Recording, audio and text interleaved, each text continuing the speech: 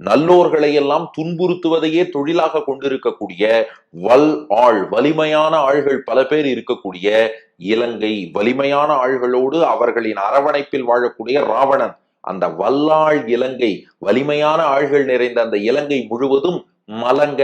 மலங்கன்னா கலங்கும்படின்னு அர்த்தம். ராமன் போய் பானங்கள் போட்டான், அவன் போட்ட பானத்துல மொத்த இலங்கையும் இருந்த இடம் தெரியாம கலங்கி போச்சு.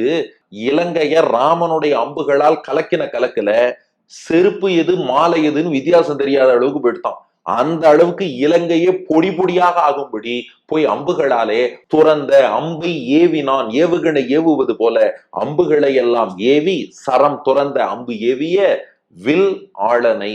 வில் ஆளன் அப்படின்னா வில்லை கொண்டு ஆளுமை செலுத்தியவன், வில்லை ஆண்டவன், ஆட்சி செய்தவன் அர்த்தம். அப்ப வல்லாள் இலங்கை, வலிமையான பல அரக்கர்கள் இருக்கா. ஒத்தொத்தனும் பார்த்தா மகாபார்ஷ்வன், மாபெரும் பக்கன்னு கம்பர் பாடுகிறார். அப்படி ஒருத்தன் இந்திரஜித்துங்கிறான், ஜம்புமாலிங்கிறான், அக்ஷகுமாரன்கிறான், பஞ்சசேனாபதிங்கிறான், மந்திரி குமாரர்கள்ங்கிறான், 80,000 கிங்கரர்ங்கிறான், மூலபல சேனைங்கிறான். வல்லாள் இலங்கை மலங்க அத்தனையும் கலங்கி போகும்படி சரம் துறந்த வில்லாளனை, வில்லை எடுத்து அம்பு போட்டு அவர்களை எல்லாம் கலங்கடித்தவனான ராமபிரான். இங்கதான் மணவாள மாமுனிகள் வியாக்கியானத்துல கேள்வி கேட்கிறார். இவர் பாட்டு முழுக்க கிருஷ்ணனை பாடிட்டு திடீர்னு ராமன்னு சொல்றாரே, இது பொருந்துமான்னு கேட்டுட்டு அவரே வியாக்கியானத்துல காட்டினார். இல்ல, இதே பதிகத்துல ஒரு பாட்டுல ராமனையும் குறிப்பிட்டிருக்கிறார். அதை நீங்கள் கவனிக்கவில்லையா? வன்கான் அடை அம்கண்ணன் என்று இதே பதிகத்துல ராமபிரானையும் குறிப்பிட்டு அன்று காட்டுக்கு போய் அயோத்தியா மக்கள் எல்லாம் திடீர்னு பயமுறுத்தி விட்டுட்டான், அப்புறம் திரும்பி வந்தான், அது போல இப்போது அச்சுறுத்துகிறான் என்று ராமனையும் இங்கே குறிப்பிட்டிருக்கிறார். ஒண்ணு மனசுல வச்சுக்கோங்க.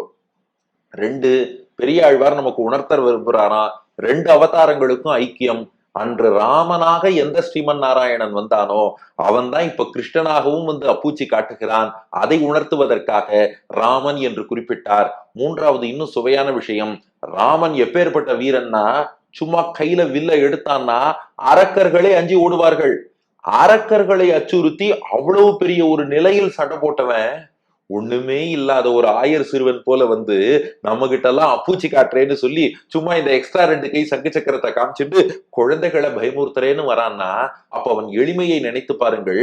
ராமனாக வந்த போது வில் எடுத்து அங்கே போர் புரியக்கூடிய அவன் ஆற்றலையும் நினைத்து பாருங்கள்.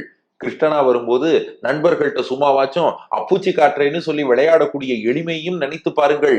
சேர்த்து ரசிச்சாதான் கிருஷ்ணனுடைய அருமை புரியுமா.